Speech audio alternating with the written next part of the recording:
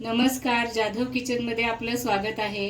बाहेर खूप छान पाऊस पडतोय आणि त्याच्यात आपण आज जाधव किचनमध्ये एक रेसिपी बनवणार आहोत। ती म्हणजे कांदा भजी आणि बटाटा भजी, कुरकुरीत असे कांदा भजी आणि टम्म फुगलेले बटाटा भजी। तर त्याची रेसिपी आज आपण बनवणार आहोत।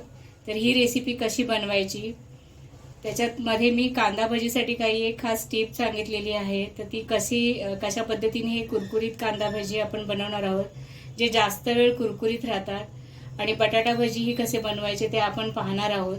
तर ही रेसिपी कशी बनवायची त्या रेसिपीला आपण सुरुवात करूया। त्याच्यासाठी मी इथे 2 मध्यम आकाराचे कांदे उभे चिरून घेतलेले आहेत अशा पद्धतीने। आता याला आपण मीठ चोळून घ्यायचं आहे।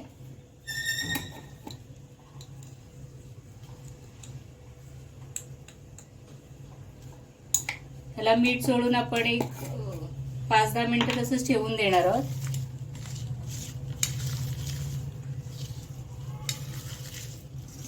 म्हणजे याला छान पाणी सुटेल।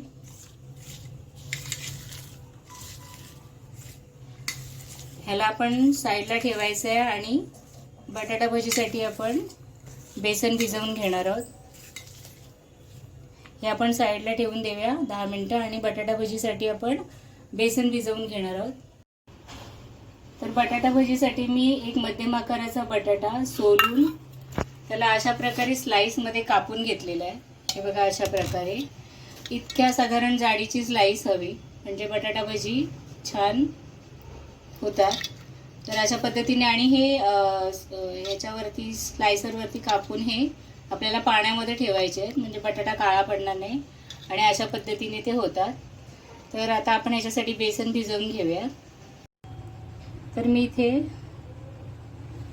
एक वाटीभर बेसन घेतलेलं आहे। आपल्या अंदाजाने आपल्याला जितके भजी करायचे असेल त्या पद्धतीने आपण घेणार आहोत।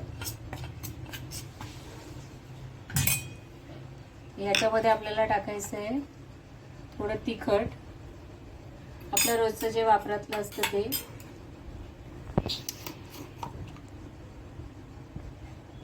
हळद,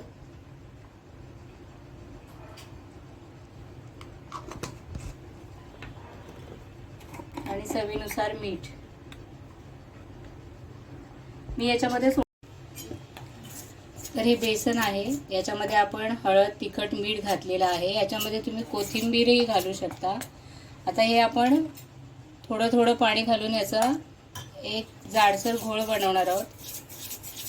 किंवा तुम्ही याच्यासाठी विस्कचा पण वापर करू शकता, त्याच्यानेही तुम्ही हे व्यवस्थित करून घेऊ शकता, फेटून घेऊ शकता।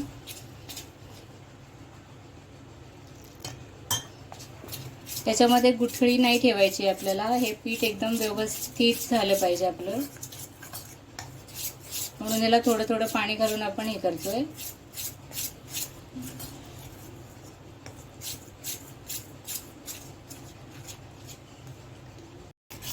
तर हे पहा, हे आपलं बेसन भिजवून झालेलं आहे।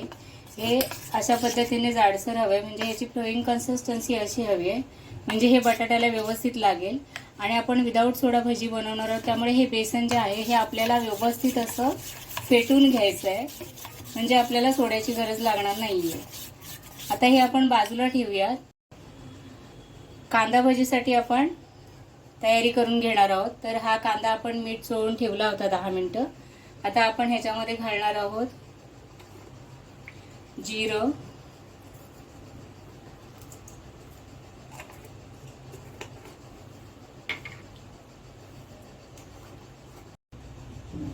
हळद,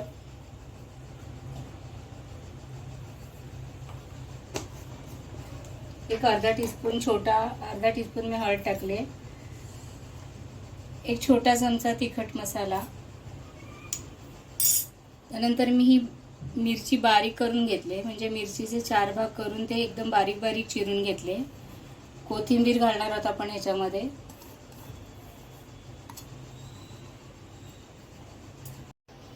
आणि आता आपण ह्याच्यामध्ये घालणार आहोत, जे मी तुम्हाला सांगितलं होतं की खास टीप आहे। तर ह्याच्यामध्ये आपण घालणार आहोत, हे 2 कांदे आहेत म्हणून मी ह्याच्यामध्ये घालणार आहे एक अर्धा टीस्पून तांदळाचं पीठ। याच्याने भजी आपले छान कुरकुरीत राहतात। आता आपण ह्याच्यात थोडं थोडं बेसन घालून हे पीठ भिजवणार आहोत।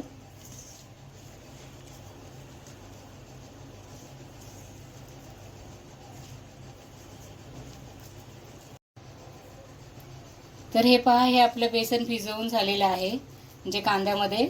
ह्याला मला फक्त अर्धा ते छोटा अर्धा एक चमचा पाणी लागलेलं आहे एक्स्ट्रा भिजवण्यासाठी. तर हे भिजवलेलं आहे आपण हे पीठ. आता आपण भजी काढायला सुरुवात करूया. त्याच्यासाठी मी कढईमध्ये तेल गरम करायला ठेवलेलं आहे. तर हे पहा, हे आपलं तेल व्यवस्थित गरम झालेलं आहे. बटाट्यामधलं सगळं पाणी मी काढून घेतलेलं आहे आणि आता ह्या स्लाईस आपण बेसनच्या गोळमध्ये भिजवून तळून घेणार आहोत. पण एक स्लाईस याच्या पद्धतीने ह्या बेसनमध्ये घोळवून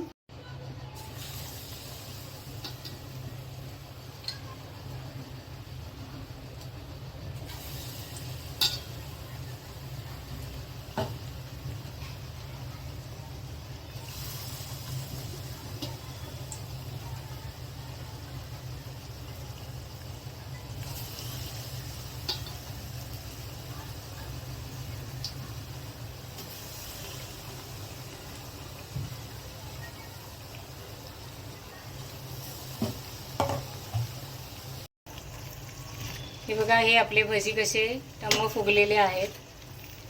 हे पहा. तर अशा पद्धतीने आपण सगळे बटाटा भजी तळून घेणार आहोत. तुम्ही जर चॅनलवर नवीन असाल तर चॅनलला प्लीज लाईक करा, शेअर करा आणि सबस्क्राईब करायला विसरू नका.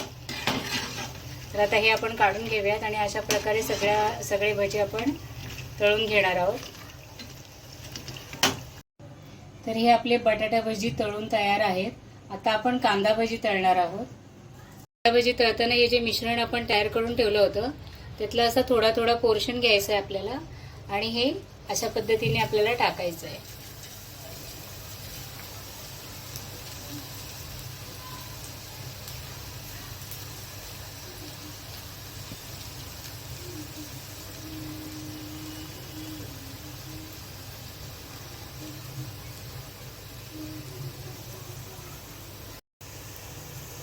तर हे भजी आता आपण पलटवून घेणार आहोत.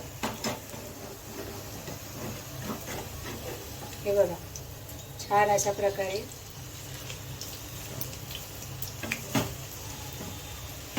आणि हे छान कुरकुरीत होईपर्यंत आपण तळून घ्यायचे. तर अशा प्रकारे आपण सगळे कांदा भजी तळून घेणार आहोत. तर हे पहा, हे आपले कांदा आणि बटाटा भजी तळून तयार आहेत. तर या पद्धतीने तुम्ही हे कांदा आणि बटाटा भजी नक्की करून पहा. चॅनलवर नवीन असाल तर प्लीज चॅनलला लाईक करा, शेअर करा, सबस्क्राईब करायला विसरू नका.